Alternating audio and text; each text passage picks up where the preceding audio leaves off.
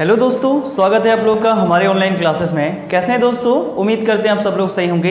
दोस्तों, हम लोगों ने लास्ट टाइम पे डिसोल्यूशन ऑफ पार्टनरशिप के बारे में बात करी थी कि जब फर्म का विघटन होता है तो हम लोग क्या क्या हमारा ट्रीटमेंट होगा, क्या उससे रिलेटेड आप लोगों के क्वेश्चन आ सकते हैं, उस पर हम लोग इस पूरी वीडियो पे चर्चा करेंगे। लास्ट टाइम पे हम लोगों ने रिटायरमेंट ऑफ पार्टनर के जितने भी कंडीशंस थे वो हमने देख लिए हैं। जब डेथ ऑफ पार्टनर होता है तो उस समय पॉलिसी को कैसे, क्या उसमें ट्रीटमेंट है, वो हमने अकाउंटिंग ट्रीटमेंट हमने जान लिया था। अब उससे अगला महत्वपूर्ण जो चैप्टर है हमारा, वो है हमारा डिसोल्यूशन ऑफ फर्म या फर्म का समापन।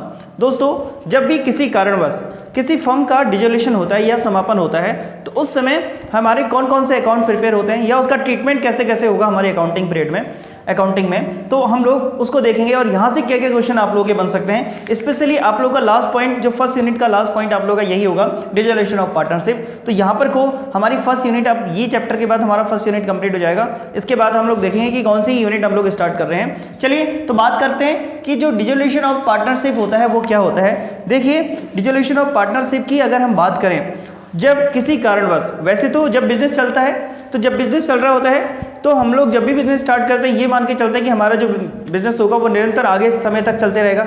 लेकिन किसी कारणवश अगर बिजनेस नहीं चल पाया, वो उसके कई भी रीजन हो सकते हैं, कई कारण हो सकते हैं, या एग्रीमेंट कंप्लीट हो गया हो, या किसी के द्वारा केस लगाया हो, उसके बाद हमने कोई गलत प्रोडक्ट स्टार्ट किया हो, या हमें कोई ज़्यादा ही लॉस हो रहा है, हमने कोई ऐसा काम स्टार्ट कर रखा है जिससे रेगुलरली हम लोगों को लॉसेस पे लॉसेस झेलना पड़ रहा है। तो कई कंडीशन हो सकते हैं जब हमारा फर्म का समापन होता है या डिसोल्यूशन होता है। डिसोल्यूशन ऑफ फर्म का मतलब ये हो जाता है कि जब हमारा फर्म फाइनली बंद हो जाती है, उसके बाद हमारा जो काम, मेन काम था बिजनेस का, वो हमारा बंद हो जाता है, तो उसे हम लोग डिसोल्यूशन ऑफ फर्म कहते हैं जनरली। तो देखिए, सबसे पहले हम लोग बात करें, इसका उल्लेख हमारा जो भी पार्टनरशिप एक्ट था, जो हमारा पार्टनरशिप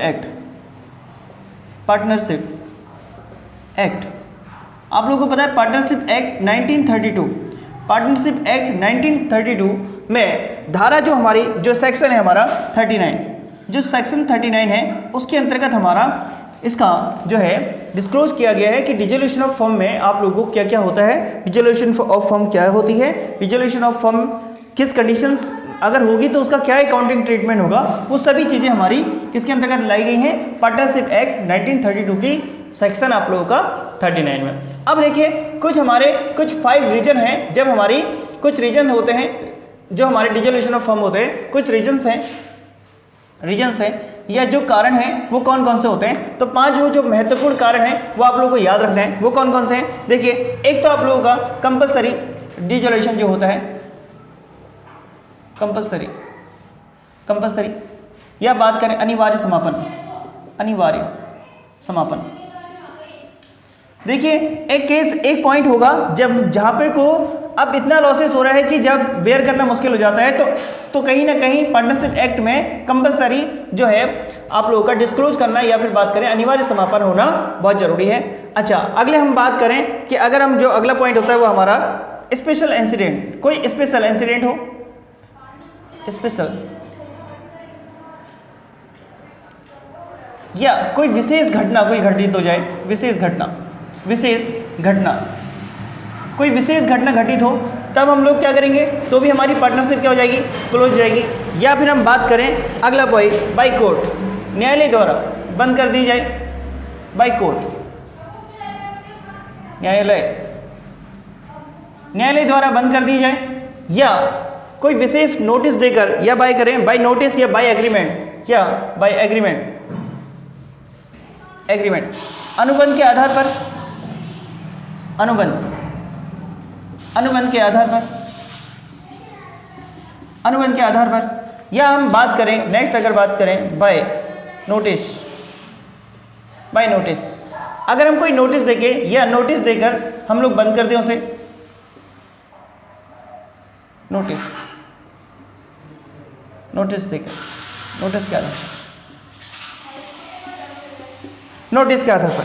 तो देखिए, या ऐसा भी हो सकता है, हमने बात करी कंपलसरी, जब कोई अनिवार्य समापन हो जाए, कोई ऐसे हमारे कोई केस ऐसा चल रहा है जिसमें या ऐसा लॉसेस हो रहा है, बार बार हमारे कंपनी को ऐसा, या हमारी पार्टनरशिप फॉर्म में बार बार लॉसेस हो रहा है, तो उस केसेस में हम लोग जो हमारा पार्टनरशिप एक्ट है उसमें कंपलसरी जो डिजोल्यूशन है या फिर बात करें अनिवार्य समापन है उसको तहत हम लोग बंद करेंगे उसको, या बात करें स्पेशल इंसिडेंट कोई विशेष कोई घटना हो जाती है तब हम लोग उसे बंद कर सकते हैं, या बाई कोर्ट कोई केस हमारा चल रहा है, कोर्ट के द्वारा आदेश दे दिया गया है कि अब इस फर्म को बंद कर दिया जाए तो भी हम लोग इसे बंद करेंगे। अब दूसरा पॉइंट ये आ जाएगा, ये सारे ही इंसिडेंट हैं, ये ऐसी घटनाएं हैं जहां पर को हमें अपनी फर्म को बंद करना ही पड़ता है बाय एग्रीमेंट। अब एग्रीमेंट ही हमारा ऐसा बना हो कि 2 साल बाद या 4 साल बाद हमें इसे बंद करना है तो एग्रीमेंट के तहत हम लोग करेंगे। या हम बात करें बाय नोटिस, अगर हम लोग नोटिस के आधार पर सभी लोगों ने डिसाइड करा कि अब हमें कोई ज़्यादा फायदा हो नहीं रहा है, हम लोग इसे नोटिस देकर बंद कर दें, तो इस प्रकार से हम लोग कई प्रकार से फर्म का समापन या फिर डिसोल्यूशन ऑफ फर्म करते हैं। एक पॉइंट और होता है जब हमारा पीरियड कंप्लीट हो जाए, जब हमारा पीरियड या समय अवधि कंप्लीट हो जाए, समय अवधि पूरी हो जाए, समय अवधि होने पर देखिए भाई एक समय अवधि, जब एक समय कंप्लीट हो जाता है, टाइम पीरियड हमारा कंप्लीट हो जाता है कि हम किसी विशेष काम के लिए हमने कोई पार्टनरशिप फॉर्म बनाई थी, जैसे ही वो कंप्लीट हो जाती है तो उसके बाद हमारी पार्टनरशिप पुनः क्या हो जाएगी, डिसोल्यूशन हो जाएगी। अब देखिए 2 चीज़ें आप लोगों के सामने आती हैं, वो 2 चीज़ें क्या क्या हैं। एक तो आपका आता है डिसोल्यूशन ऑफ फर्म, एक वर्ड आप लोग सुनते हैं डिसोल्यूशन ऑफ फर्म और दूसरा वर्ड सुनते हैं आप लोग dissolution of partnership, dissolution of partnership.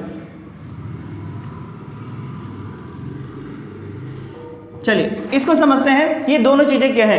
देखिए डिसोल्यूशन ऑफ पार्टनरशिप या फिर बात करें डिसोल्यूशन ऑफ फर्म या बात करें डिसोल्यूशन ऑफ पार्टनरशिप, इन दोनों को ऐसा करते हैं, अगले पेज में देखते हैं। ये सारी चीजें आप लोग याद रखेंगे। पार्टनरशिप एक्ट किन कारणों से बंद होती है वो हम लोगों ने जाना। एक तो कंपलसरी, जब हमारा अनिवार्य समापन हो।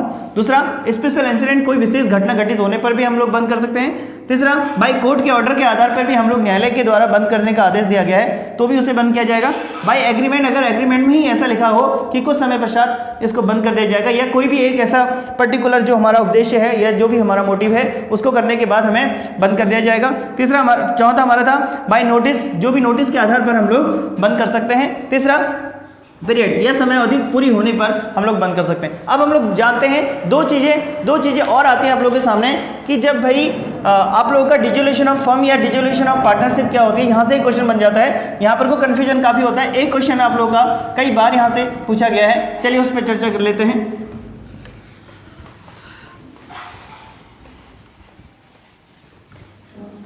देखिए मैंने बात करी, सबसे पहला डिफरेंट जान लेते हैं।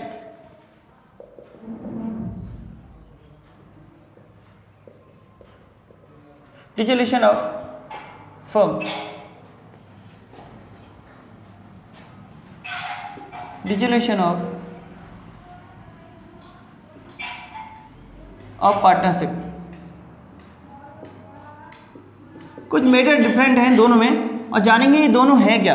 देखिए इसको हम लोग बोलते हैं हिंदी में फर्म का समापन, इसको हम लोग हिंदी में बोलते हैं फर्म का समापन, और इसको हम लोग बोलते हैं साझेदारी का समापन, साझेदारी का समापन, साझेदारी का समापन। ये दोनों चीजें हमें समझनी है, मेजर डिफरेंट क्या है। देखिए जब डिसोल्यूशन ऑफ फर्म होता है, जब भी डिसोल्यूशन ऑफ फर्म होगा तो हमें क्या करना पड़ेगा, जो भी हमारा बिजनेस है वो कंटिन्यू नहीं होगा। जो बिजनेस होता है, बिजनेस कंटिन्यू नहीं रहेगा, ठीक हो गया।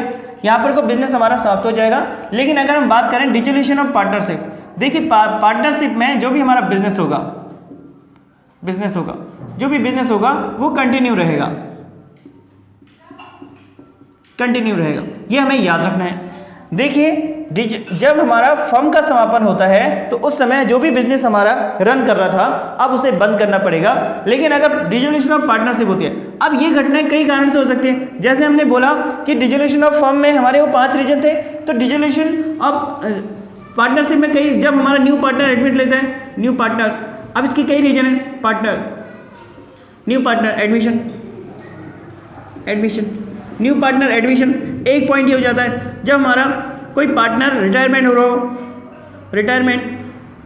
रिटायरमेंट, जब किसी पार्टनर का रिटायरमेंट हो रहा हो या किसी पार्टनर की डेथ हो जाए, ठीक हो गया। तो ये कई कारण हो सकते हैं जहाँ पे को हमारा डिसोल्यूशन ऑफ पार्टनरशिप होता है, और इस सारी चीज़ों की चीज़ हमने अकाउंटिंग हम लोगों ने कर ली है। जब कोई पार्टनर हमारा न्यू पार्टनर एडमिशन लेगा तब भी हमारी जो पार्टनरशिप होगी, पुरानी साझेदारी, जो पुरानी पार्टनरशिप होगी वो कंप्लीट हो जाने के बाद नई पार्टनरशिप बनेगी, इसलिए डिसोल्यूशन पुरानी वाली हो जाती है, नई बन जाती है, लेकिन काम वही रहता है, काम वही दोबारा से हम लोग कर रहे होते हैं, काम हमारा कंटिन्यू रहता है, जो भी बिजनेस होगा हमारा कंटिन्यू रहेगा, ये याद रखेंगे। रिटायरमेंट के टाइम पे भी हमारी जो पुरानी पार्टनरशिप होती है वो डिस्क्लोज हो जाती है, वो हमारी वहाँ पर हम लोगों से क्लोज कर देते हैं। फिर हमारी जब डेथ वाला केसेस आता है तब भी हमारी जो पुरानी पार्टनरशिप होती है, अब नए पार्टनर्स के बीच में नया जो भी रेशियो होगा वो दोबारा से एग्रीमेंट होगा, दोबारा से बनता है। तो ये केस थे, और यहाँ पर को इसको जो क्लोज करने का, इसको क्लोज करने के वो जो 5 इससे पहले मैंने रीजन बताए वो है, इसको अगर डिसोल्यूशन ऑफ फर्म इन कारणों से होती है। अब देखिए यहाँ पर को कुछ चीज़ें और जानी है हमें। अब देखिए जब भी हमारा डिसोल्यूशन ऑफ फर्म होता है तो यहाँ पर को हमारा जो अकाउंट बनता है वो बनता है रिलाइजेशन अकाउंट। तो यहाँ पर को जो अकाउंट बनेगा वो बनेगा रिलाइजेशन अकाउंट, या जैसे हम लोग बोलते हैं वसूली खाता।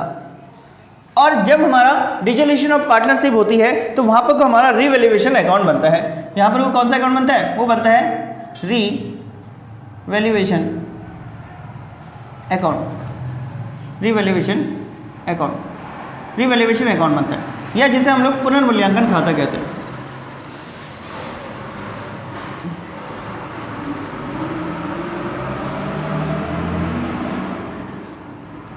पुनर्मूल्यांकन खाता। तो देखिए यहाँ पे एक प्रश्न तो आप लोग का डायरेक्टली पूछा जाता है, जब डिसोल्यूशन ऑफ पार्टनरशिप होगी तो कौन सा अकाउंट खुलेगा, या जब डिसोल्यूशन ऑफ फर्म होगी तो उस समय कौन सा खाता खुलेगा। तो ये दोनों केसेस में हम लोग जानेंगे। जब भी हमारी पार्टनरशिप जब क्लोज होती है, जब पार्टनरशिप हमारी डिस्क्लोज होती है, जिस समय हमारी पार्टनरशिप समापन होगी तो उस समय कौन सा अकाउंट खुलेगा, हमारा जो है रिवैल्यूएशन अकाउंट खुलेगा, जिसे हम लोग पुनर्मूल्यांकन खाता कहते हैं। और जब भी हमारा फर्म का समापन होगा तो उस समय हमारा कौन सा अकाउंट खुलेगा, रिलाइजेशन अकाउंट खुलेगा।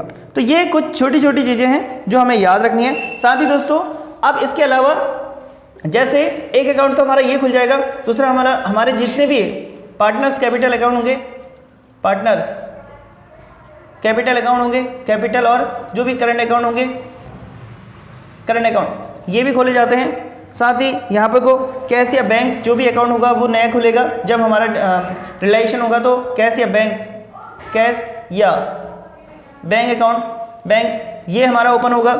यहाँ पर को हम लोग लास्टली जो भी हमारे एक अकाउंट और जो होता है वो हो जाता है आप लोगों का partners loan account, partners loan account, ये सारी चीज़ें हमारी ओपन होती हैं। कि स्क्रीन में आ रहा है, देख लेते हैं एक बारी। चलिए लास्ट पॉइंट देख लीजिए, ये नहीं आ रहा है। पार्टनर्स लोन अकाउंट बन सकते हैं यहाँ पे, पार्टनर्स लोन अकाउंट, ठीक है।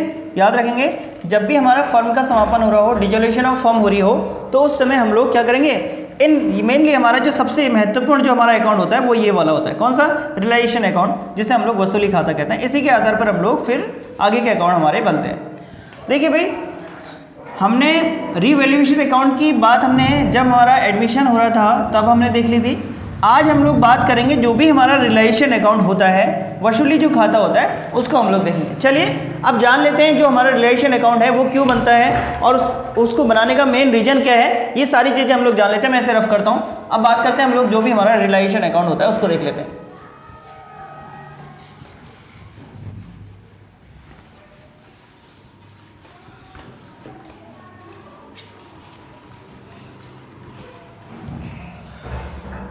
चलिए जान लेते हैं रिलाइजेशन अकाउंट, और उसके बारे में भी हम लोग सारी चीज़ें जान लेंगे।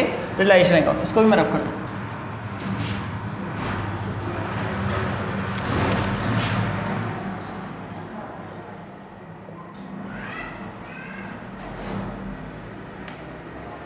रिलाइजेशन अकाउंट जिसे हम लोग वसूली खाता कहते हैं, वसूली खाता। याद रखेंगे रिलाइजेशन अकाउंट या फिर वसूली खाता। देखिए इसको हम लोग क्यों बनाते हैं, इसको बनाने का हमारा मेन रीजन क्या है। सबसे पहले तो जान लीजिए ये एक नॉमिनल अकाउंट है। नॉमिनल अकाउंट की तरह इससे बनाया जाता है, नॉमिनल अकाउंट। नॉमिनल अकाउंट का रूल क्या कहता है, या फिर हम बात करें नाम मात्र का खाता, नाम मात्र का खाता। और कब बनाया जाता है इसकी बात मैंने अभी बता दिया आप लोगों को, जब भी हमारा पार्टनरशिप का डिसोल्यूशन हो रहा हो तो हम लोग कौन सा अकाउंट बनाते हैं, तो हम लोग बनाते हैं आप लोगों का नॉमिनल अकाउंट, या जिसे हम लोग नाम मात्र का खाता कहते हैं। चलिए देखिए इसको हम लोग क्यों बनाते हैं, जितने भी फर्म के हमारे एसेट एंड लायबिलिटी होती है, जितनी भी हमारी एसेट्स को सेल करने के लिए, एसेट्स को सेल करने के लिए, सेल्स के लिए, और जो भी हमारी लायबिलिटी होती है, जो भी हमारी लायबिलिटी होती है, लायबिलिटी का पेमेंट के लिए, लायबिलिटी का पेमेंट करने के लिए हम लोग इस अकाउंट को बनाते हैं, करने के लिए।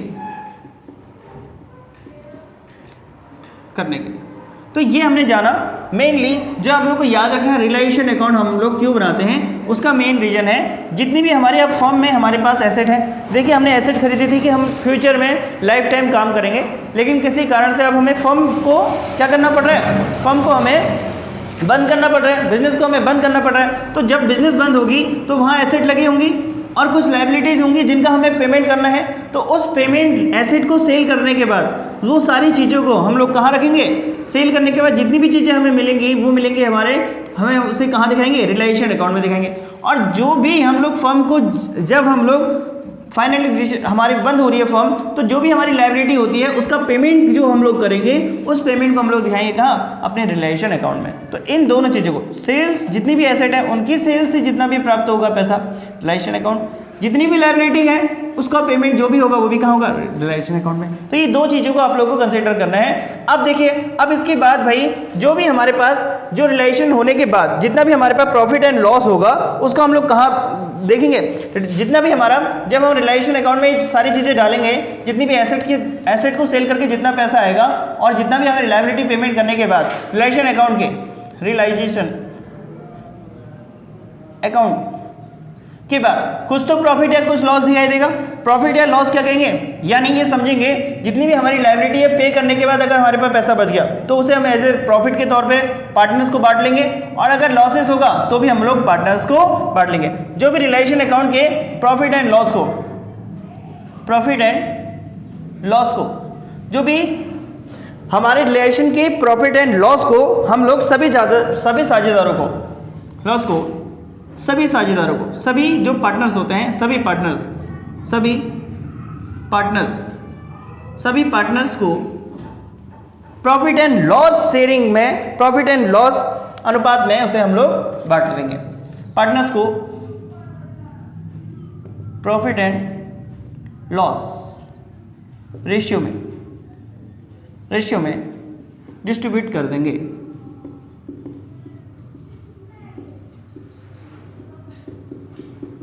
चलिए, तो ये दो लाइन आप लोगों के पूरे रियलाइजेशन अकाउंट को क्लियर कर देती हैं कि रियलाइजेशन अकाउंट क्या है। सबसे पहले तो ये जानना है कि एक नॉमिनल अकाउंट है, दूसरा ये क्यों बनाया जाता है, इसको बनाने का क्या रीजन है। वो रीजन ये है, जितने भी फर्म के पास एसेट हैं उनको सेल करके जो भी हमारे पास पैसा आएगा उसको हम लोग रियलाइजेशन अकाउंट में रखेंगे। जो भी लायबिलिटी या पेमेंट होगा उसको भी हम लोग कहाँ रखेंगे, वो हम लोग रियलाइजेशन अकाउंट में रखेंगे। अब इसके बाद रियलाइजेशन अकाउंट के बाद अगर कोई भी जो भी हमारे प्रॉफिट हो जाए या फिर हमें लॉस हो जाए तो उसको हम लोग सभी पार्टनर्स को किस रेशियो में बांटेंगे, जो भी आपका प्रॉफिट एंड लॉस रेशियो होगा उस रेशियो में डिस्ट्रीब्यूट कर देंगे या वितरण कर देंगे। तो ये दो चीज़ें आप लोगों को समझनी है रियलाइजेशन अकाउंट के संबंध में। अब देखिए, अब हम लोग जानेंगे जब हमारा रियलाइजेशन हम लोग करते हैं उस समय महत्वपूर्ण जो हमारे जनरल एंट्रीज होती हैं, जो भी सारी चीज़ें होती हैं वो कौन सी होती हैं उसको हम लोग समझेंगे।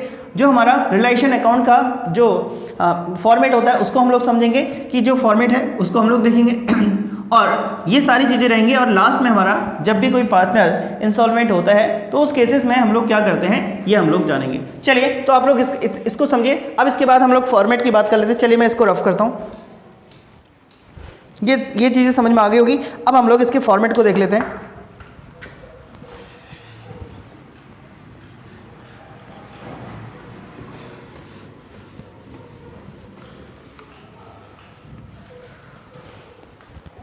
चलिए जान लेते हैं फॉर्मेट ऑफ रियलाइजेशन अकाउंट।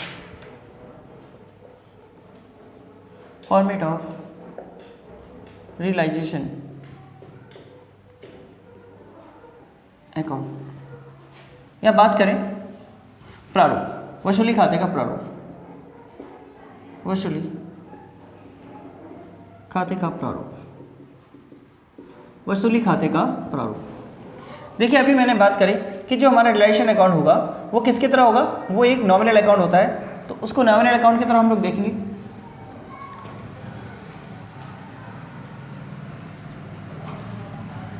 तो यहाँ हमारा आ जाएगा डेबिट साइड और यहाँ हमारा जाएगा क्रेडिट साइड, क्रेडिट साइड, ठीक है। और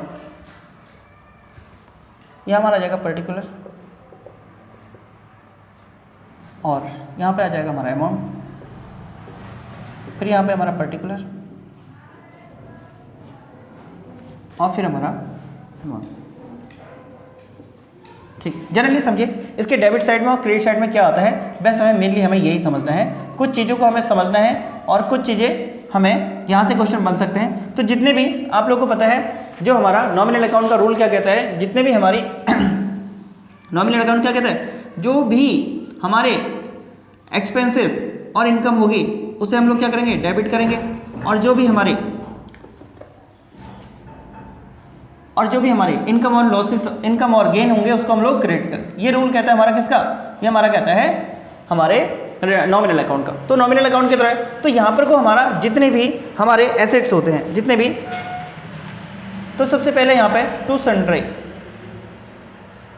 सन्ड्री एसेट, जितने भी हमारे एसेट्स होंगे उसकी वैल्यू आ जाएगी, ठीक है। और यहाँ पर को हमारे जितने भी लाइबिलिटीज होंगे बाय सन्ड्री लाइबिलिटीज, तो उसको हम लोग यहाँ देखेंगे। तो सबसे पहले हमारा जितने भी एसेट होंगे तो सन्ड्री एसेट्स हमारे आ जाएंगे डेबिट साइड में, और जितने भी बाय सन्ड्री लाइबिलिटीज होंगी उसको हम लोग देखेंगे इस तरफ में। अब देखिए अगले पॉइंट में हमारा, अगर मान लेते हैं कोई टू कैश, अगर कोई कैश है, लेकिन ये कौन सा कैश होगा, अगर हमने कोई पेमेंट कर रखा है, लाइबिलिटी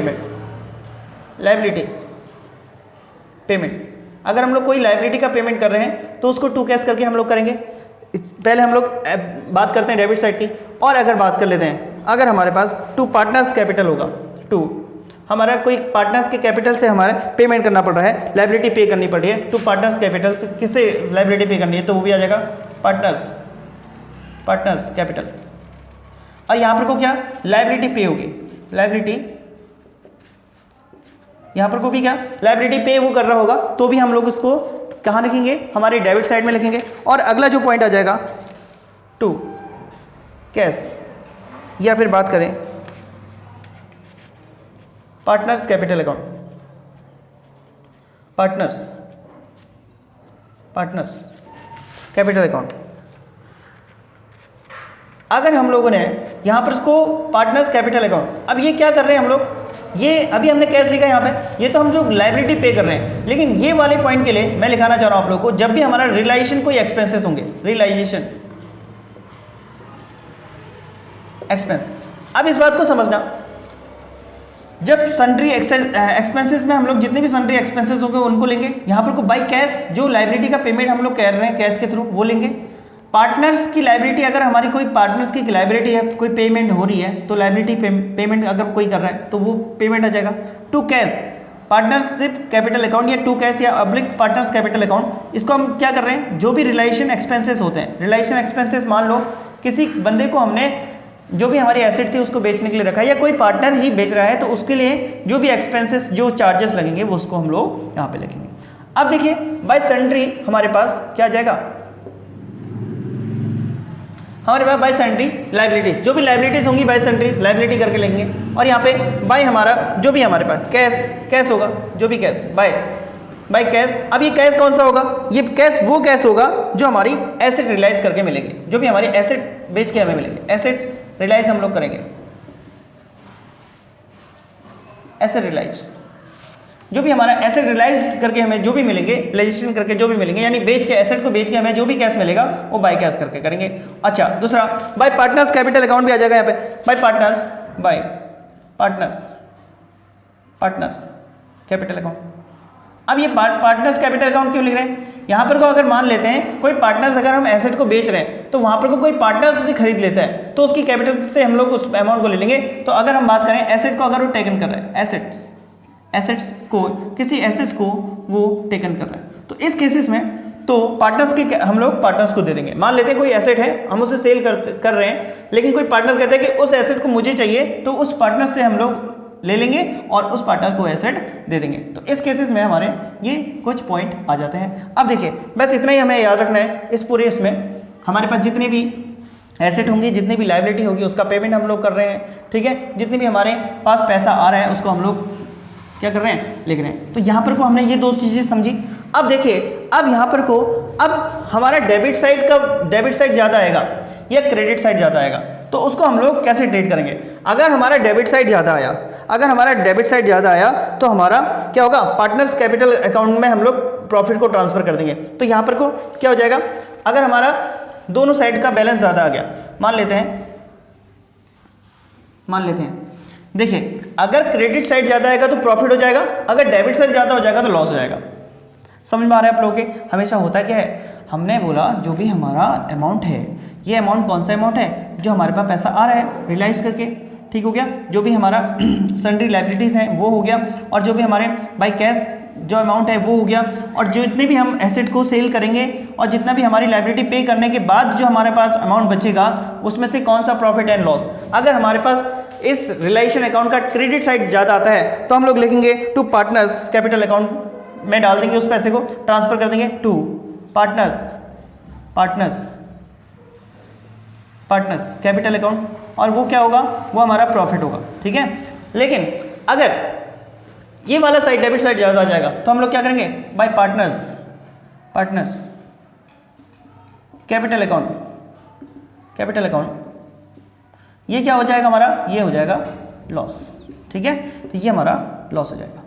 तो इस प्रकार से हमारा जो है फॉर्मेट ऑफ रिलेशन अकाउंट हमारा बन जाता है, ठीक है। इन सारी चीज़ों में हमें ये चीज़ें याद रखनी है। क्या स्क्रीन में आ रहा है आप लोगों के? तो ये आ गया आप लोगों की लास्ट पे, देख लीजिएगा, ये लास्ट ही पॉइंट है, और इसके बाद ये टोटल हो जाता है आप लोगों का। लॉसेस होगा तो पार्टनर्स के कैपिटल अकाउंट में डाल दिया जाएगा, और प्रॉफिट होगा तो भी उनको शेयर कर दिया जाएगा, ठीक है। पार्टनर्स अकाउंट से ले लिया जाएगा और प्रॉफिट होने पे दे दिया जाएगा। तो ये था रिलेशन अकाउंट। अब यहाँ पर कुछ चीज़ें हैं जो आप लोगों को याद रखनी है। तो ये नॉर्मली फॉर्मेट है, आप लोग देख लीजिएगा। जनरली यहाँ से ऐसे कोई क्वेश्चन बनेंगे नहीं, हो सकता है कि आ सकता है कि लायबिलिटी का पेमेंट कर रहे हैं तो किस साइड आएगा, या कोई भी एसेट रियलाइजेशन हो रही है तो बाई कैश को हम लोग, उस कैश को हम लोग किस साइड रखेंगे ऐसे हमारे रिलेशन में। आप लोगों को अगर नेचर पता होगा तो जनरली आप लोग उसको वैसे भी कर लेंगे। अब देखिए, रिलेशन अकाउंट में एसेट में हम लोग किन किन चीज़ों को शामिल नहीं करते हैं, ये हमें याद रखना है। किन चीज़ों को हम लोग कंसिडर नहीं करेंगे एसेट्स में, और लायबिलिटी में किन चीज़ों को हम लोग कंसिडर नहीं करते हैं, जो जब भी हम रिलेशन बनाएंगे, ये आप लोग को याद रखना है। अब देखिए, कुछ चीज़ें हैं जो स्पेशली आप लोग को याद रखनी है कि जो रिलेशन अकाउंट होता है, जो भी हमारा रिलेशन अकाउंट होगा, उसमें हम लोग एसेट में किन चीज़ों को नोट करके आप लोग याद रखेंगे। एक स्पेशल नोट बनाएंगे, जो भी हमारी एसेट होंगे, एसेट्स जो भी हमारी एसेट होती है उसमें किस चीज़ को शामिल नहीं करते हैं, किसको शामिल नहीं करते, जिसको हम लोग कंसिडर नहीं करते, वो कौन कौन सी चीज़ें होती हैं, ये याद रखना है। देखिए, एक तो हमारा जो भी कैश होगा, कैश, या जो भी बैंक बैलेंस होगा, बैंक बैलेंस, जो भी कैश या बैंक बैलेंस होगा उसको हम लोग कंसिडर नहीं करेंगे, पहली चीज़। और दूसरा हमारा जो भी पार्टनर्स कैपिटल अकाउंट होगा, जो भी हमारे पार्टनर्स के कैपिटल, देखिए पार्टनर्स के कैपिटल अकाउंट की बात नहीं करते हम लोग यहाँ पे। सबसे पहले हमें क्या याद रखना है कि जो भी एसेट होगा, एसेट में हम लोग कैश और जो भी बैंक बैलेंस होगा उसको नहीं करेंगे। जो भी हमारा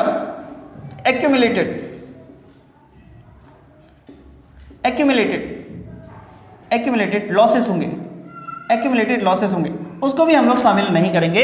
यानी जो हमने डिस्ट्रीब्यूट लॉसेस नहीं कर रखे हैं उसको भी हम लोग शामिल नहीं करेंगे, किसमें, जो भी हमारे एसेट होंगे, ये याद रखेंगे। ये रिलेशन में हमें शामिल नहीं करने। और दूसरा, हमें लायबिलिटी में क्या शामिल नहीं करना है, ये याद रखना है।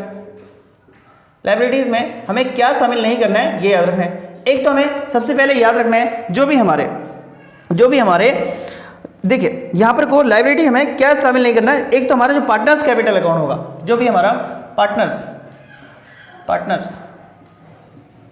कैपिटल, जो भी पार्टनर्स कैपिटल होगा उसको शामिल नहीं करेंगे। जो भी पार्टनर्स करंट अकाउंट होगा, करंट अकाउंट, उसको हम लोग शामिल नहीं करेंगे लायबिलिटीज में।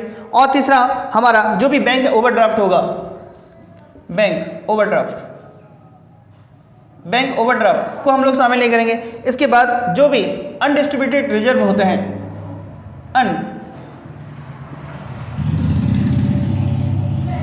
अनडिस्ट्रीब्यूटेड रिजर्व,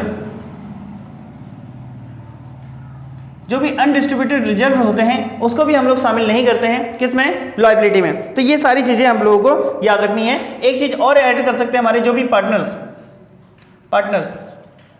लोन, जो भी पार्टनर्स लोन होगा उसको भी हम लोग शामिल नहीं करेंगे। ये कुछ चीज़ें हैं जो आप लोग को स्पेशली याद रखनी है। रिलेशन में हम लोग किन एसेट को शामिल नहीं करते, एक तो कैश और बैंक का जो भी बैलेंस होगा वो, एक्यूमुलेटेड लॉसेस अगर हमारे पास पड़े हुए हैं एसेट के रूप में उसको भी शामिल नहीं करेंगे।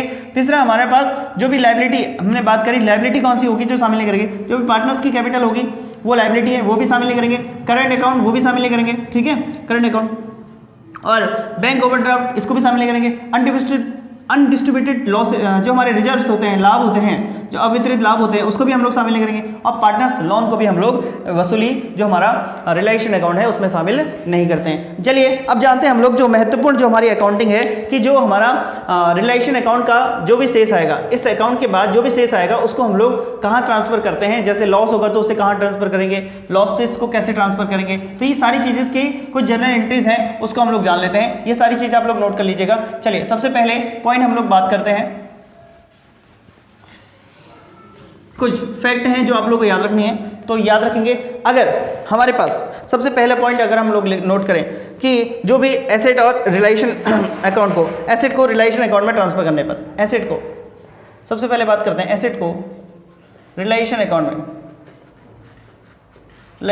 में ट्रांसफर करने पर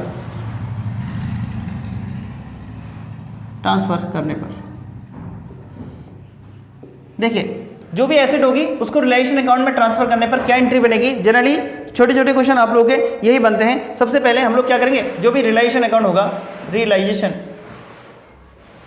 अकाउंट डेबिट टू हमारे पास आ जाएगा क्या, सन्ड्री एसेट अकाउंट, जैसे कि हमने देखा था to sundry asset account.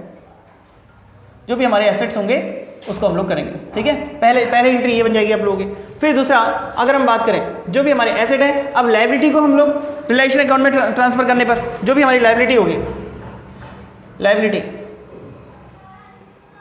Liabilities को रिलेशन अकाउंट में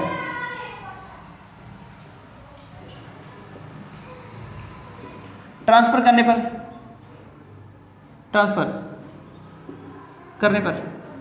लायबिलिटी को रिलेशन अकाउंट में ट्रांसफर करने पे तो हम लोग क्या करेंगे, जो भी हमारी लायबिलिटीज होंगी, liabilities sundry liability account debit, जो भी हमारे सन्ड्री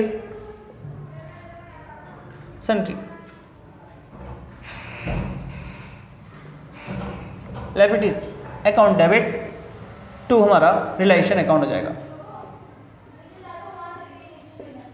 टू रिलेशन अकाउंट हो जाएगा।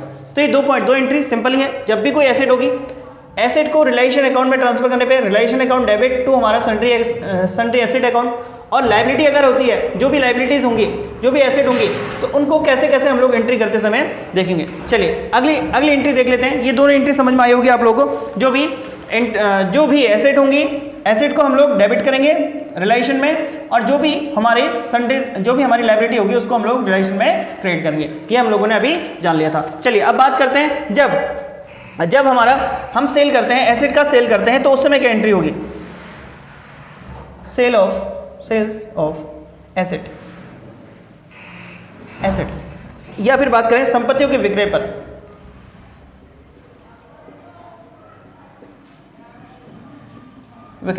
क्या एंट्री होने वाली है देखेंगे। जब भी हम लोग सेल करेंगे तो हमारे पास क्या आएगा, कैश आएगा। और सेल पे हम लोग दो तरीके से कर सकते हैं, याद रखेंगे। सेल को हम लोग दो तरीके से कर सकते हैं, वो क्या क्या, एक तो हम लोग जब हम कैश में कर रहे होंगे, ठीक है, या जब कोई पार्टनर से परचेस कर ले, जब कोई पार्टनर्स खरीद ले उसे, पार्टनर्स को, या कोई पार्टनर्स ले ले। तो दो केसेस में दोनों एंट्री क्या होंगी इसको हम लोग समझेंगे। जब हम लोग कैश में करेंगे तो हमारा कैश में एंट्री क्या हो जाएगी, जो भी हमारी कैश होगा, cash account debit to realisation account. और अगर कोई पार्टनर्स से परचेस कर रहा है तो हम लोग क्या करेंगे, partners capital account debit, partners partners capital, short में लिख रहा हूँ, partners capital account debit to हमारा रिलाइजेशन अकाउंट। तो याद रखेंगे जब भी हम सेल करेंगे किसका, एसेट का, तो उससे जो भी पैसा आएगा, जैसे कि अभी हमने रिलेशन अकाउंट में डाला था, तो हमारा कैश अकाउंट डेबिट टू हमारा रिलेशन अकाउंट। अगर कोई पार्टनर से परचेस कर रहा है, अगर किसी एसेट को पार्टनर परचेस कर रहा है, तो partners capital account debit to हमारा रिलेशन अकाउंट हो जाएगा। तो एक एंट्री हो जाएगी। अब देखिए, अब हम लोग अगली एंट्री को बनाते हैं। चलिए, ये 3 एंट्री समझ में आई। चलिए, ये तीनों एंट्री आप लोगों के समझ में आई। तो अब हम लोग इस पेज में आप लोग इतना ही करते हैं। अब चलो ऊपर ही लिख देता हूँ।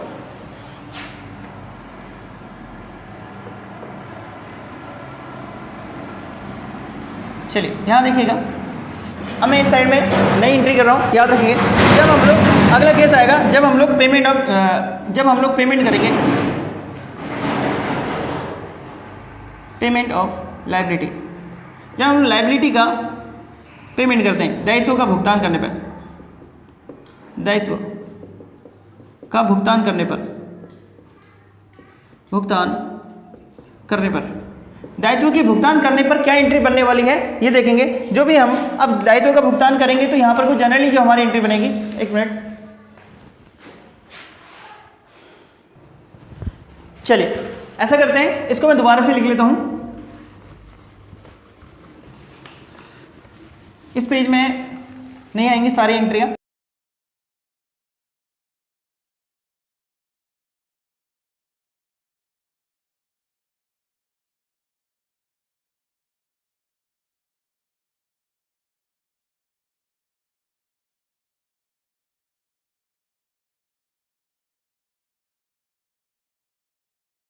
कौन से, जब भी एसेट को सेल करेंगे और जब भी लायबिलिटी का भुगतान करेंगे और जब भी हमारा अब तीसरा पॉइंट आप देखेंगे, ट्रांसफर करने वाली एंट्री हम लोग ने जान ली थी। अब देखेंगे भाई, अब एक पॉइंट और ले लेते हैं। चलिए यहाँ से ले लेते हैं, चलिए सारे पॉइंट आ जाए, ताकि सारे पॉइंट आप लोग आ जाएंगे इसमें। देखेंगे जब भी हमारा जो होगा पेमेंट ऑफ लायबिलिटी, वो वाला पॉइंट हम लोग यहाँ लिख रहे हैं, payment of liability, payment of liability यानी दायित्वों का भुगतान, दायित्वों का भुगतान। देखिए जब भी हम लोग दायित्वों का भुगतान करेंगे तो जनरली होगा क्या, अब इसको भी हम लोग 2 तरीके से कर सकते हैं। जैसे कि अभी हमने जाना था, इसको भी हम लोग 2 तरीके से कर सकते हैं। एक तो जब हम लोग कैश में करें, कैश में हम लोग पेमेंट करें, और जब कोई पर्टिकुलर कोई पार्टनर पेमेंट कर दे, ठीक हो गया, कोई पार्टनर पेमेंट करे, तो दोनों केसेस में हमारा कैसे कैसे एंट्री होगी देखेंगे। अगर जब कैश में करेंगे तो हम लोग क्या करेंगे, रिलेशन अकाउंट डेबिट टू हमारा कैश, अगर हम लोग कैश में कर रहे हैं, ठीक है, कैश अकाउंट। और अगर कोई पार्टनर्स कर रहा है, अगर कोई पार्टनर पेमेंट कर रहा है तो क्या होगा, तब भी हमारा जो भी आएगा realisation account debit to partners capital account, partners capital account, ठीक है। याद रखेंगे, हमने बोला जब हम लोग पेमेंट करेंगे किसका, लायबिलिटी का, अगर कैश में कर रहे हैं फर्म तो रिलेशन अकाउंट डेबिट टू हमारा कैश अकाउंट। अगर कोई पार्टनर्स कर रहा है, अगर कोई पार्टनर्स पेमेंट कर दे रहा है तो हमारा realisation account debit to partners capital account. तो ये आप लोग याद रखेंगे। और जो एसेट का हमने इससे पहले बात करी थी कि जब भी कोई एसेट हम लोग सेल करते हैं तो एसेट हम लोग किस में सेल करते हैं, बुक वैल्यू में। याद रखेंगे जो भी एसेट का हम लोग सेल करेंगे किस में दिखाएंगे, उसे हमेशा बुक वैल्यू के आधार पर दिखाएंगे, ये याद रखेंगे। चलिए ये तो था हमारा कब, जब हमारा पेमेंट ऑफ लायबिलिटी होती है। चलिए अब बात करते हैं जब भी रिलाइजेशन एक्सपेंसेस होंगे, कोई रिलाइजेशन एक्सपेंसेस भी होंगे, रिलाइजेशन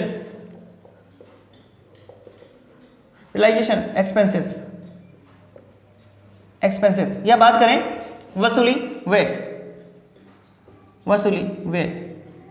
अगर कोई वसूली व्यय होते हैं तो उसको भी हम लोग 2 तरीके से दे सकते हैं। एक जब हमारा कैश हो, जब हम लोग कैश में पेमेंट करें, या कोई पार्टनर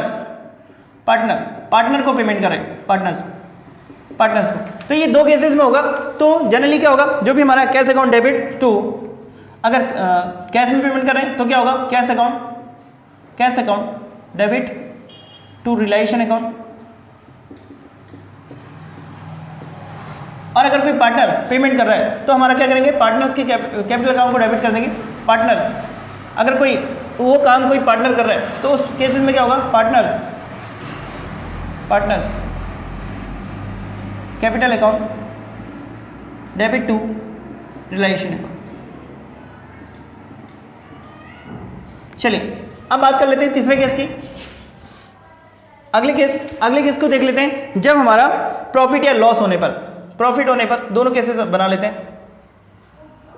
प्रॉफिट हो रहा है, अगर मान लेते हैं प्रॉफिट होने पर, और अगला केस हो जाएगा हमारा जब लॉस हो रहा हो। अगला केस हो जाएगा जब लॉस होने पर,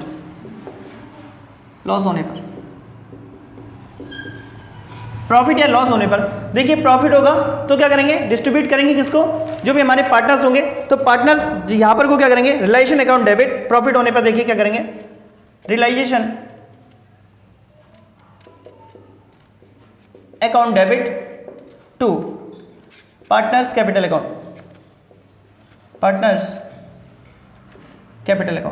ठीक है। यहां पर हम लोग ऐसे करेंगे। और अगर लॉस होता है तो क्या करेंगे, जो भी पार्टनर्स होगा, partners capital account debit, partners capital account debit to हमारा रिलाइजेशन अकाउंट। इस प्रकार से ये सभी एंट्रियां होंगी जो हम लोगों ने जानी। तो ये सारी एंट्रियां हैं, ये तब की एंट्रियां हैं जब हमारा रिलेशन अकाउंट बनता है। और उसमें कौन कौन सी एंट्रियां बनेंगी, आप लोगों से छोटी छोटी जो एंट्रियां मैंने लिखी हैं बहुत ही बेसिक है, अगर एक दो बार आप लोग देखोगे तो समझ में आ जाएगी। दूसरा यहाँ से प्रश्न बन सकता है जब लॉस होगा तो हम किस अकाउंट को डेबिट करेंगे, किस अकाउंट को क्रेडिट करेंगे। जब हमारे पास लायबिलिटी का पेमेंट करेंगे तो किस अकाउंट को डेबिट करेंगे, किस अकाउंट को क्रेडिट करेंगे। ये सारी चीज़ें आप लोगों को दी होंगी। और केस दिया होगा जब रिलेशन हो रहा हो, जब रिलेशन हम लोग कर रहे हो। तो देखिए भाई, तो हमने अभी जाना जी पार्टनर्स कैपिटल जो हमारा पेमेंट ऑफ लायबिलिटी होगी, तो उस समय दो माध्यम से हम लोग कर सकते हैं, कैश से भी कर सकते हैं, कोई पार्टनर भी पेमेंट कर सकता है। अगर कैश करे realisation account debit to cash हो जाएगा, अगर वो पार्टनर करे तो रिलेशन अकाउंट डेबिट टू हमारा क्या हो जाएगा, कैपिटल अकाउंट हो जाएगा।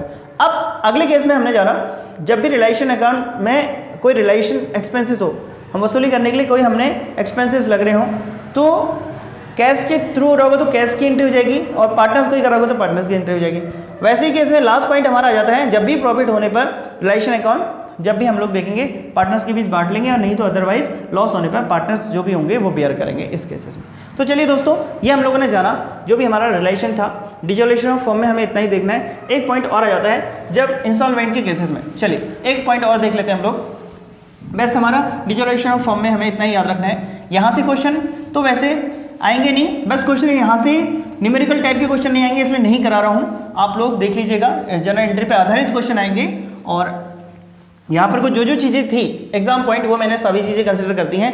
अब देखिए, अब हम लोग एक पॉइंट और करने जा रहे हैं जो कि आप लोग के एग्जाम में कई बार पूछ चुका है। जब कोई साझेदार इंस्टॉलमेंट हो जाता है, instalment of partnership, instalment of partner, instalment of partner, short में करेंगे, कोई ज़्यादा डिटेलिंग नहीं करनी हमें इसमें। इंस्टॉलमेंट ऑफ पार्टनर यानी हम बात करें साझेदार का दिवालिया होना, साझेदार का दिवालिया होना, साझेदार का दिवालिया होना। देखिए एक केस आता है जब साझेदार दिवालिया होता है। अब इंस्टॉलमेंट या फिर बात करें दिवालिया, ये वर्ड किस लिए यूज होता है और होता क्या है, पहले इसको समझेंगे। देखिए होता क्या है, जब कोई व्यक्ति के पास जो उसकी लायबिलिटी है, लायबिलिटी जितनी भी उसकी लायबिलिटीज़ हैं, और उसके पास जितनी भी उसके पास पैसा है, जितना भी उसके पास एसेट है, लायबिलिटी ज़्यादा हो जाए और उसके पास पैसा कम हो, ठीक है, लायबिलिटी ज़्यादा हो जाए और उसके पास पैसा कम हो, तो इनकम स्रोत कम हो, चाहे वो अपना घर पे उसके पास जितनी भी एसेट हैं वो उनको भी बेच के भी पूरा ना हो पाए, तो इस केसेस में तो उसे हम लोग कहते हैं इंसॉल्वेंट होना या दिवालिया होना। यानी जब वो किसी व्यक्ति से लिए गए पैसे को या किसी भी ऐसी लायबिलिटी को पे करने पे मतलब पे करने के लिए असमर्थ हो जाता है, यानी दे नहीं पाता है किसी भी कारण पे, वो पॉइंट हमारा कहलाता है इंसॉल्वेंट। तो इंसॉल्वेंट हमारा ये केस पूरी पार्टनरशिप में हमारा केस होता है। आप लोगों ने सुना होगा गार्नर वर्सेस मुर्रे, आप लोगों ने केस सुना होगा, एक केस है, केस वो है Garner versus Murray, Garner versus Murray, नाम सुना होगा आप लोगों ने, गार्नर वर्सेस मुर्रे।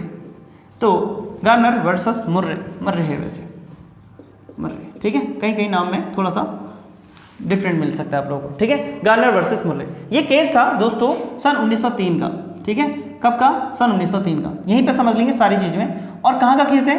ये केस है आप लोगों का यहाँ पे, जो ये केस था पहले इसको समझ लेते। 3 पार्टनर थे इसमें, पार्टनर्स थे कितने? पार्टनर्स इसमें पार्टनर्स थे 3। अब वो 3 पार्टनर कौन कौन से हैं? बार बार आप लोग यहाँ से प्रश्न बन जाते हैं। पहला पार्टनर आप लोगों का स्वयं कौन था? Garner, Garner, Garner. दूसरा पार्टनर था आप लोगों का मुर्रे, मुर्रे। और तीसरा पार्टनर था आप लोगों का विल्किंस, विल्किंसन। ये 3 पार्टनर थे। कौन कौन? गार्नर, मुर्रे और विल्किंसन।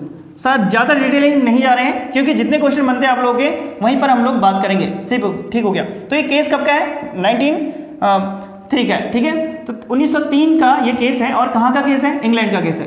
ये कहाँ का केस है? इंग्लैंड का, इंग्लैंड, ठीक है। इंग्लैंड के ये पार्टनर्स थे, 3 पार्टनर, गार्नर, मुर्रे और विल्किंसन। और इसमें जो इंसॉल्वेंट हुआ था वो कौन हुआ था? विल्किंस इंसॉल्वेंट हुआ था, विल्किंस इंसॉल्वेंट हुआ था। अब बचे कौन? गार्नर और मुर्रे बचे थे। देखिए हुआ क्या था, ये अपना जो प्रॉफिट था, ये अपना जो प्रॉफिट था, इनका प्रॉफिट, इनका जो प्रॉफिट था वो बांटते थे। प्रॉफिट जो भी हमारा profit and loss sharing ratio में बांटते थे। यानी जो इनका प्रॉफिट शेयरिंग रेशियो था, प्रॉफिट शेयरिंग रेशियो ऐसा करते हैं, इन सब का इस केसेस में इन तीनों का जो प्रॉफिट शेयरिंग रेशियो था, प्रॉफिट शेयरिंग रेशियो, इनका प्रॉफिट शेयरिंग रेशियो इक्वल था दोस्तों, बराबर था, इक्वल था या बराबर था। ये बराबर वेयर करते थे। लेकिन हुआ क्या, जब इनको कभी लॉस हुआ, एक केस में इनको लॉस हो गया, जब अब इनको लॉस होता है तो इस केसेस में विल्किंसन जो होता है वो तो इंसॉल्वेंट हो गया, अभी बताया मैंने। अब बचे 2, गार्नर और मुर्रे। तो यहाँ पर को गार्नर और मुर्रे जो है दो व्यक्ति बच गए हैं। अब जो लॉस है ये तो भाई बोल देगा इसके पास पैसा नहीं है, ये बोलेगा मेरे पास पैसा है नहीं। अब बचे 2। अब ये 2 क्या ये प्रॉफिट शेयरिंग रेशियो में इक्वल करेंगे या नहीं करेंगे? तो ये बात होती है आप लोगों के इस पूरे केसेस में कि अब भाई क्या होगा। अब मुर्रे ने जो कैपिटल लगाई थी, मुर्रे की जो कैपिटल थी ना वो कैपिटल कम लगाई थी, मुर्रे ने कैपिटल कम लगाई थी, गार्नर ने ज़्यादा कैपिटल लगाई थी।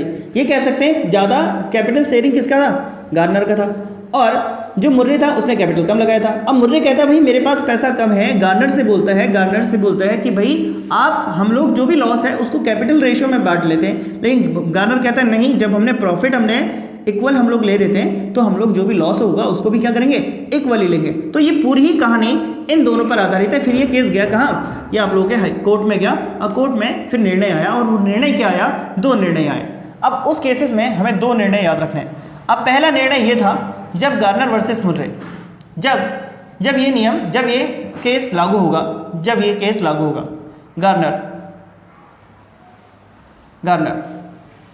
गार्नर वर्सेस मुर्रे, जब केस लागू होगा, ठीक है, पहला पॉइंट। और अगर केस लागू होता है तो जो भी लॉस होगा और वो शेष साझेदार किस रेशियो में बांटेंगे? वो बांटेंगे कैपिटल रेशियो में, कैपिटल रेशियो में।